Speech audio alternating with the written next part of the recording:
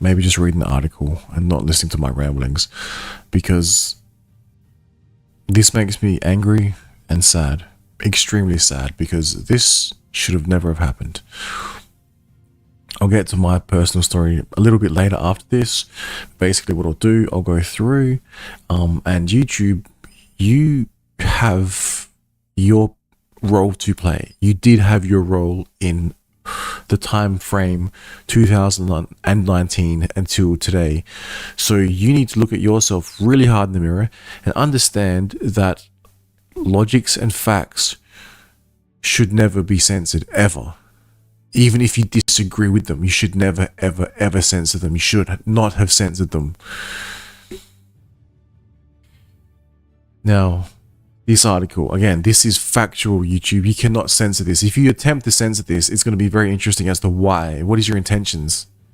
Are you good or evil? Seriously, YouTube. Seriously. The real COVID jab scandal is finally emerging, right? The young and healthy who are at minimal risk from COVID should not have been told they had to take the vaccine. Now, this is an article from telegraph.co.uk, so not relevant so much in Australia, but well worth a read. Now, again, YouTube, I recommend you listen to this content before you decide to do whatever with it, because it says here, Lisa Shaw and her husband, Gareth Eve, the 44-year-old BBC Radio Newcastle presenter, died in May of brain hemorrhage. In August, a coroner confirmed that her death had been caused by rare complications from the Oxford AstraZeneca vaccine. The article goes on to explain, I'm an anti-vaxxer. On the 29th of April 2021, Lisa Shaw, a clever, sensible, creative, mischievous, award-winning presenter at BBC Radio Newcastle, had her first COVID vaccination. Like millions of us, Lisa was delighted and relieved to get her jab. Not only did the 44-year-old mother of one feel she was doing her bit to keep her community safe, Lisa had been astonished a few weeks earlier when a girlfriend had said she wasn't getting jabbed. She was excited to give her mum a hug. I'm pretty sure that's a typo. Now, a few days later, Lisa developed a headache and stabbing pains behind her eyes, which wouldn't go away. By May 16th, she was taken by ambulance to University Hospital of North Durham. Tests revealed blood clots in Lisa's brain, and she was moved to a specialist neurology unit in Newcastle. By now, she had difficulty speaking. Scans showed she had suffered a hemorrhage in the brain, and part of her skull was removed to try to relieve the pressure. Her husband, Gareth Eve, remained by his wife's bedside, but Lisa told him to go home because she was worried about Zachary, their 6-year-old. One final kiss. The last time Gareth heard her voice, Lisa Shaw died on May 21 from complications arising from AstraZeneca COVID vaccination. The coroner said Miss Shaw was previously fit and well, but it was clearly established that her death was due to a very rare vaccine-induced thrombocytopenia, VITT, a new condition which leads to swelling and bleeding of the brain. Strenuous efforts had been made to put the public's mind at rest when the jab was approved. The Oxford AstraZeneca vaccine was a great British success story. According to then Health Secretary Matt Hancock, self-obsessed nupty that he is. Hancock was particularly chuffed by the jab had been invented by someone who went to his Oxford college. It is truly fantastic news and a triumph for British science that the at Uni of Oxford / at AstraZeneca vaccine has been approved for use, tweeted a triumphant Prime Minister Boris Johnson. At a dark time, the AZ jab brought a blazing ray of hope, with the added patriotic Brexit bonus that the UK was able to steal a march on our European neighbours. After Lisa Shaw died, we were told that the clots are considered extremely rare. There had been only 417 reported cases and 72 deaths after 24.8 million first doses and 23.9 million second doses of the AstraZeneca vaccine in the UK. It's also saved a great many lives. But expressing reservations about possible side effects was seen as party pooping. It meant you ran the risk of being labelled as that most reveled and irresponsible being, an anti-vaxxer. I lost my wife, and my son had lost his mum. But for an awfully long time, people like us weren't able to tell their story because we were put in a box of crackpots and conspiracy theorists. Gareth Eve told me yesterday after Lisa had died. Gareth says he had phone conversations with several leading broadcasters. They would express sympathy, but then they were very nervous. They would say they have to be very careful, so how they report the story without breaching broadcasting guidelines by implying there was any problem with the jab. One beautiful, vibrant woman, loved by everyone whose lives she touched, was gone.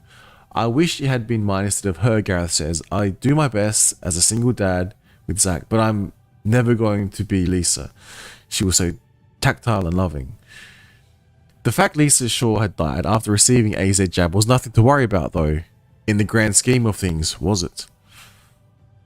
Well, yes, it was. The public, and in particular fit, younger people like Lisa, have every right to feel aggrieved. As this newspaper reported yesterday, the Oxford AstraZeneca COVID-19 vaccine has been branded defective in a multi-million-pound landmark legal action. The pharmaceutical giant is being sued in a test case by Jamie Scott, a father of two who suffered a significant permanent brain injury, and by the widower of two young children of 35-year-old Alpa Taylor. Both damages claims relate to VITT, the condition that killed Lisa Shaw.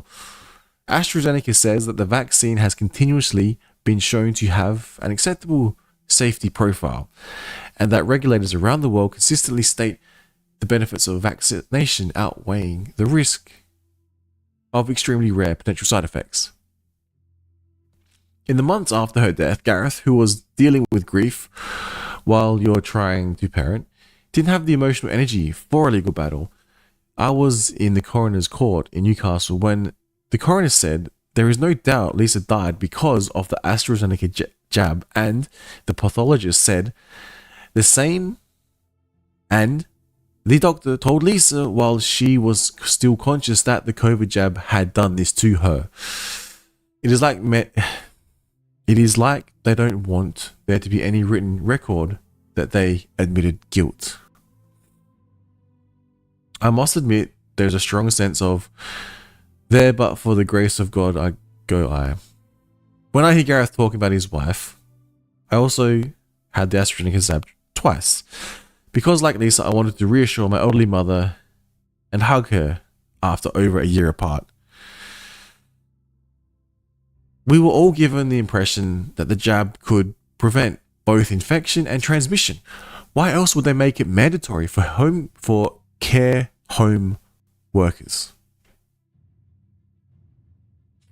It sounded brilliant, but the legal claim states the absolute risk reduction concerning COVID prevention was only about 1.2%. Lisa thought getting the jab was the right thing to do, as everybody did, Gareth recalls. The government kept saying it was safe and effective. We didn't know there were other countries that were withdrawing the AstraZeneca. Ah yes, safe and effective. How many times do we hear cabinet ministers intone that reassuring mantra? Yet, use of the word safe by any pharmaceutical company advertising a product had been banned for years for exactly that reason. It is misleadingly reassuring. I repeat that, it is misleadingly reassuring. The government seems to think that the rules didn't prevent it saying safe and effective because it wasn't advertising a specific product. Amanda Rice Davis, if ever I heard one. Where you might as well ask, was the MHRA, Medicines and Healthcare Products Regulatory Agency. Ben Kingsley, a lawyer and co-author of brilliant and damning new book, The Accountability Defect, says for good reason the MHRA's rules did not allow AstraZeneca to promote its vaccine as safe. Yet astonishingly, while the raft of other countries were pulling the AZ jab for safety reasons, the British regulator stood aside with tragic consequences for Lisa and her family, while ministers and the NHS continued to insist that it remained unequivocally safe and effective. It's almost too painful to consider that 15 days before Lisa Shaw went eagerly to get her COVID jab so she could hug my mum, Denmark stopped use of AstraZeneca in its vaccination rollout after reports of rare but serious cases of blood clots. Finland also announced it would continue to limit the AstraZeneca vaccine to people aged 65 and over, following similar health concerns. Was the MHRA unaware of growing international doubts? AZ was never licensed in the US, or was it? Perhaps rather reluctant to tarnish the great British success story. In ethical terms, for a vaccine to be rolled out to people who are not at significant risk from COVID, it would need to be shown that to be very safe indeed for those groups. I also clearly remember the head of government vaccine task force, Kate Birmingham, saying that vaccine everyone in the country was not going to happen. It is an adult-only vaccine for people over 50, focusing on healthcare workers and care home workers and the vulnerable, she said. Vaccination policy would be aimed at those more at risk. She noted that vaccinating healthy people who are much less likely to have severe outcomes from COVID-19 could cause them some freak harm, potentially tipping the scales in terms of the risk-benefit analysis. With a heavy heart, I'm going to say what should have been said a long time ago. Unlike those who are actually vulnerable to COVID, Lisa Shaw did not need a COVID vaccine. Any minuscule benefit to her was outweighed by the small risk. Neither did I. I had the virus in January 2020, as plentiful antibodies later attested and enjoyed good immunity.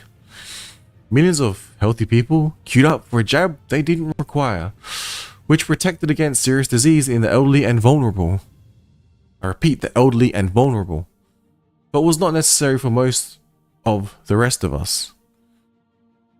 How this country moved from policy of only vaccinating those who would benefit to running the risks of inflicting some freak harm on its people like Lisa Shaw may yet turn out to be one of the greatest scandals of the age. I put her on a pedestal, Gareth Eve says of his late wife. Lisa was only 5'2" and I'm 6 foot, but I put her on a pedestal.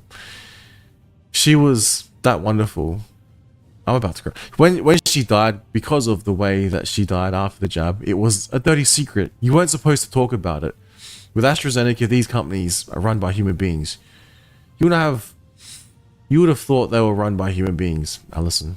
But they don't want to talk to the people like me. Zachary doesn't have his mum because authorities didn't give us the full picture about the risks. I'm not an anti-vaxxer, but let's stop saying, shall we? There's no shame in being against a vaccine to groups. I repeat, there's no shame in being against giving a vaccine to groups of people, to groups who didn't need it, and which caused people to be dead, who should be alive, and talking to their 8-year-old son and taking their 8-year-old son to school. Now, in closing, YouTube, and anyone else who hears this, please spread this message if you agree, even if you disagree. I'd love to hear it. But the reason this hits so close to home now, it affected me in a different way. So I was fired from a job where I was working from home because no jab, no job, no entry to the workplace apparently. Less than 12 months later, the former workplace dropped any requirements at all. No apology, nothing.